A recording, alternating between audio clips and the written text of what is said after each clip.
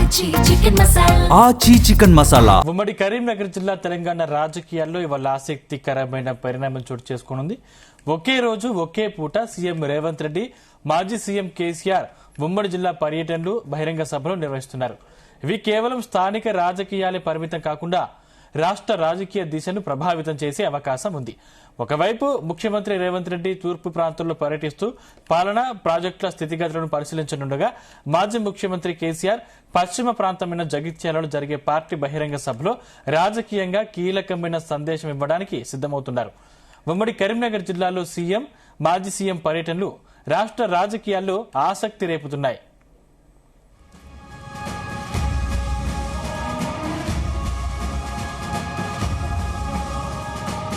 CM, మాజీ CM పర్యటనలు ఒకే రోజు ఉండడంతో ప్రజల దృష్టి పూర్తిగా ఉమ్మడి కరీంనగర్ జిల్లాపైనే ఉంది.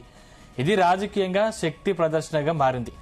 ఒకవైపు అధికార పార్టీ తన పరిపాలనను సమర్థించుకుంటూ గత ప్రభుత్వాన్ని విమర్శించేందుకు సిద్దమవుతుండగా, ప్రతిపక్షంగా బీఆర్ఎస్ తన బలాన్ని చాటుకునేందుకు ప్రయత్నించే అవకాశం ఉంది.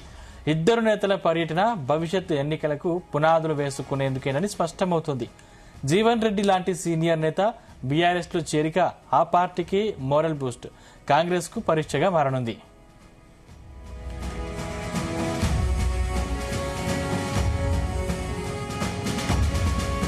ఇదే అంశానికి సంబంధించిన మరిన్ని డీటెయిల్స్ మా ప్రతినిధి వేణుగోపాల్ అందిస్తారు. వేణుగోపాల్,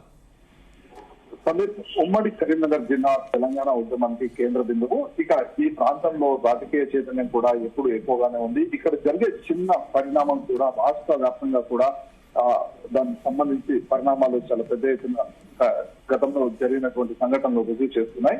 ఇక ఇక్కడ ఏ చిన్న పరిణామం జరిగినా కానీ దాని ప్రభావం మొత్తం కూడా తెలంగాణపై ఉంటుంది.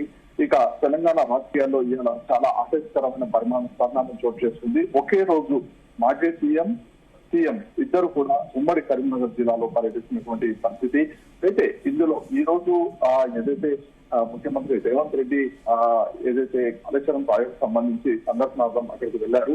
ఇక పలు అభివృద్ధి కార్యక్రమాలపై కూడా ఈ రోజు ముఖ్యమంత్రి రేవంత్ రెడ్డి ఫోకస్ చేయబోతున్నారు. ఇక ఇదే సందర్భంలో మాజీ ముఖ్యమంత్రి కేసీఆర్ కూడా ఈ రోజు కరీంనగర్ జిల్లాలో పర్యటిస్తున్నారు. ఈ రోజు ఏదైతే జగిత్యాలలో జరిగేటువంటి సభ ఏదైతే ఉందో దాంట్లో పాల్గొనేందుకు మాజీ సీఎం కేసీఆర్ వెళ్తున్నారు. ఇక ఈ సభలోనే ఉమ్మడి కరీంనగర్ జిల్లాలో ప్రభావం చూపినటువంటి నేత జీవన్ రెడ్డి ఈ రోజు కేసీఆర్ సమక్షంలో ఈ సభలోనే జాయిన్ కాబోతున్నారు. ఇక సీఎం, మాజీ సీఎం పర్యటనలు ఒకే రోజు ఉండడంతో ప్రజల దృష్టి పూర్తిగా కూడా ఉమ్మడి కరీంనగర్ జిల్లాపై పెరుగుతుంది. ఇక ఇది రాజకీయ శక్తి ప్రదర్శనగా కూడా మారింది. ఒకవైపు అధికార పార్టీ తన పరిపాలన సమర్థించుకుంటుంటే, ఇక గత ప్రభుత్వాన్ని విమర్శించేందుకు సిద్ధమవుతుండగా, ఇక ప్రతిపక్షంగా బీఆర్ఎస్ తన బలాన్ని చాటుకునేందుకు ఈ రోజు ప్రయత్నించే అవకాశం ఉంది. ఇక ఇద్దరు నేతల పర్యటన భవిష్యత్తులో రానున్నటువంటి ఎన్నికలకు పునాదులుగా వేసుకునేందుకు కూడా చాలా స్పష్టమవుతోంది. ఇక జీవన్ రెడ్డి లాంటి సీనియర్ నేత బీఆర్ఎస్ తో చేరడం ఆ పార్టీకి బూస్ట్ కాగా, ఇక కాంగ్రెస్ కు ఒక రకంగా పరీక్షగా మారింది. ఇక తెలంగాణ మలిదశ ఉద్యమం కరీంనగర్ నుంచే ప్రారంభమైంది. కరీంనగర్ నుంచి 3 సార్లు ఎంపీగా గెలిచిన కేసీఆర్ తనపై 2 సార్లు పోటీ చేసిన జీవన్ రెడ్డిని బీఆర్ఎస్ లో చేర్చుకోవడానికి ఇవాళ జగిత్యాల వస్తున్నారు. ఇన్నాళ్ళు మౌనంగా ఉన్న కేసీఆర్ ఈసారి తనలేని శైలిలో రాష్ట్ర పరిస్థితులపై మాట్లాడే అవకాశం ఉందని చెప్పి కూడా విశ్లేషకులు భావిస్తున్నారు. ఇక జగిత్యాలలో కేసీఆర్ పర్యటన చాలా పెద్ద ఎత్తున ప్రాధాన్యత సంతరించుకుంది. ఇక ముఖ్యంగా కాంగ్రెస్ సీనియర్ నేత అయిన జీవన్ రెడ్డిని బీఆర్ఎస్ లో చేర్చుకునే ప్రయత్నంలో రాజకీయ సమీకరణ మార్చే అవకాశం కూడా ఉంది. ఇక కాంగ్రెస్ లో 4 దశాబ్దాల పాటు పనిచేసిన నాయకులు బీఆర్ఎస్ తీసుకున్నంతో పార్టీలో కొంత కలకలం చేస్తుంది. ఇక కేసీఆర్ జగిత్యాల జిల్లాలో చేసే పార్టీ భవిష్యత్తు వ్యూహాన్ని వెల్లడించే అవకాశం ఉంది. ఇక ఈ సందర్భంగా ప్రభుత్వం మీద చేసే విమర్శలు కాంగ్రెస్ పాలనలోని లోపాలను ఎత్తి చూపే ప్రయత్నం చేస్తున్నట్టు కూడా అందరూ భావిస్తున్నటువంటి పరిస్థితి ఉంది. ఇక ఉమ్మడి జిల్లాలో పరిధిలోని మంటల్ నియోజకవర్గంలో మేడిగడ్డ బ్యారేజ్ అంశం ఇప్పుడు కేవలం ఇందరి సమస్య కాదు, రాజకీయ ఆయుధంగా కూడా మాట్లాడినటువంటి పరిస్థితి. ఇక మేడిగడ్డ బ్యారేజ్ పొందిన ఘటనను పరిశీలించడానికి సీఎం రేవంత్ రెడ్డి వెళ్తున్నారు. గత బీఆర్ఎస్ ప్రభుత్వం పనితీరుపై విమర్శలు గుర్తించే అవకాశం కూడా ఉంది. మేడిగడ్డ బ్యారేజ్ కాళేశ్వరం ప్రాజెక్టులో ఒక కీలక భాగం కావడం, 2023 ఎన్నికల ప్రచారం సందర్భంగా అది పొందిన విషయం బయటకు రాకుండా బీఆర్ఎస్ ప్రభుత్వం కమిషన్ లో కూర్చునే ప్రాజెక్ట్ నిర్మాణం చేపట్టిందని కాంగ్రెస్ ప్రచారం చేసినటువంటి పరిస్థితి. ఇక ఎన్నికల్లో లబ్ధి పొందింది. ఇక తాటమ సభలో రేవంత్ రెడ్డి ప్రసంగం కీలకంగా మారింది. ఆయన బీఆర్ఎస్ పై మాటలు దాడి చేయడం, అలాగే అవినీతి ఆరోపణలు పునరుద్ఘాటించడం, అభివృద్ధి మార్గాన్ని ముందుకు తీసుకొచ్చే అవకాశం ఉంది. ఇక కాంగ్రెస్ ప్రభుత్వం ఈ అంశాన్ని ప్రజల ముందుకు తీసుకువెళ్లి బీఆర్ఎస్ పాలనలో జరిగిన లోపాలను ఎత్తి చూపే ప్రయత్నం కూడా చేయాలని చెప్పి ఇటు ముఖ్యమంత్రి రేవంత్ రెడ్డి భావిస్తున్నారు. మొత్తంగా కూడా ఈ రోజు ఏదైతే ఉమ్మడి కరీంనగర్ జిల్లాలో జరుగుతున్నటువంటి ఇద్దరు ముఖ్య నేతల పర్యటనలు కూడా చాలా రాజకీయ ప్రాధాన్యతను సంతరిస్తున్నటువంటి పరిస్థితి ఉంది. వేణుగోపాల్, తెలంగాణ మలిదశ ఉద్యమం కూడా అటు కరీంనగర్ నుంచే ప్రారంభమైన పరిస్థితి అప్పుడు మనం చూసాం. ఇప్పుడు కరీంనగర్ నుంచి కేసీఆర్ 3 సార్లు ఎంపీగా గెలిచిన పరిస్థితి ఉంది. సో ఇప్పుడు ఏం మాట్లాడతాడు అన్న ఉత్కంఠ నెలకొంది. ఏం మాట్లాడే అవకాశం ఉంది? అదేవిధంగా ఇక్కడ ఉన్నటువంటి కాంగ్రెస్ పార్టీపై ఎటువంటి ప్రశ్నలు సంధించే అవకాశం ఉంది? ఇక ఏదైతే బీఆర్ఎస్ పాలనలో లోపాలను ఎత్తి చూపుతూ కాంగ్రెస్ పార్టీ అధికారంలోకి రావడం జరిగింది. ఇక కాంగ్రెస్ ప్రభుత్వం అధికారంలోకి వచ్చాక అమలు చేస్తా అన్నటువంటి 6 పథకాలు ఎన్నికల ప్రచారంలో భాగంగా ఉధృతంగా ప్రచారం చేసినటువంటి హామీలు ఏదైతే ఉన్నాయో అవి నేటికి కూడా నెరవేర్చలేనటువంటి పరిస్థితి ఉంది అని చెప్పి కూడా మాజీ ముఖ్యమంత్రి కేసీఆర్ ఎన్నగట్టే అవకాశం ఉంది. ఇక ప్రధానంగా ఏదైతే రైతుకు సంబంధించి రైతు బంధు కూడా సరైన సమయంలో ఇవ్వడం లేదు. ఇక మరోవైపు ఏదైతే ప్రజా సమస్యలను గాలి వదిలేసినటువంటి పరిస్థితి ఉంది. ఇక ఎక్కడ కూడా బిల్లులు చెల్లించకపోవడంతో రాష్ట్ర వ్యాప్తంగా పనులు అనేటివి మాత్రం జరగట్లేదు అనేటువంటి కీలక అంశాలు కూడా ఈ రోజు మాజీ ముఖ్యమంత్రి కేసీఆర్ తన సభలో ప్రస్తావించే అవకాశం ఉంది.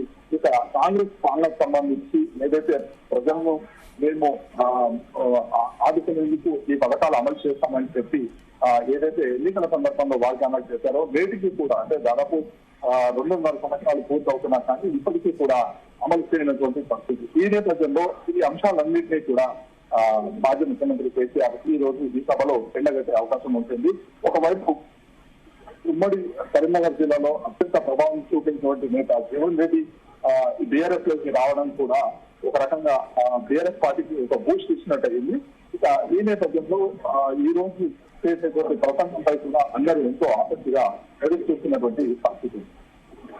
అయితే నిన్న ఫ్లెక్సీ వివాదం తెరపైకి వచ్చింది. అంటే బీఆర్ఎస్ నేతలు ఫ్లెక్సీని చింపేశారని చెప్పేసి బీఆర్ఎస్ నేతలు ఆందోళన దిగిన పరిస్థితి కనిపించింది. ఈ రోజు ఏమైనా ఉద్రిక్త పరిస్థితులు ఉండే అవకాశం ఉందా?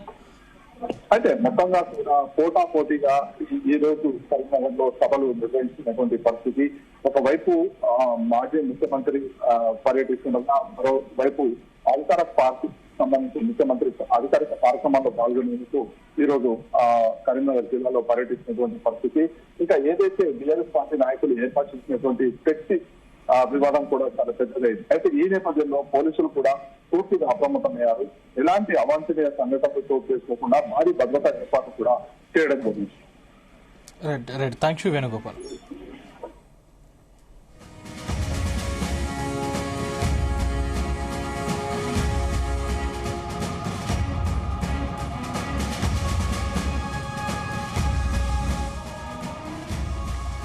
తెలంగాణ మలిదశ ఉద్యమం కరీంనగర్ నుంచే ప్రారంభమైంది. కరీంనగర్ నుంచి 3 సార్లు ఎంపీగా గెలిచిన కేసీఆర్ తనపై 2 సార్లు పోటీ చేసిన జీవన్ రెడ్డిని బీఆర్ఎస్ లో చేర్చుకోవడానికి వల్ల జగిత్యాలకు వస్తున్నారు.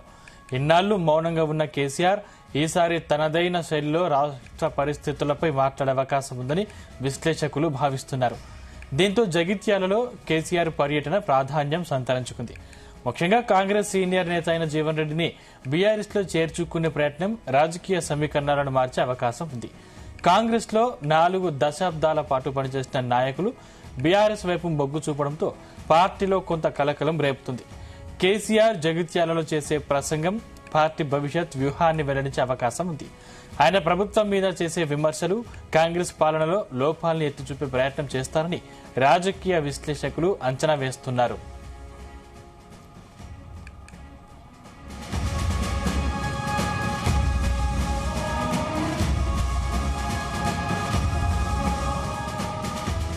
ఉమ్మడి జిల్లా పరిధిలోని మంతని నియోజకవర్గంలో ఉన్న మేడిగడ్డ బ్యారేజ్ అంశం ఇప్పుడు కేవలం ఇంజనీరింగ్ సమస్య కాదు, రాజకీయ ఆయుధంగా మారింది.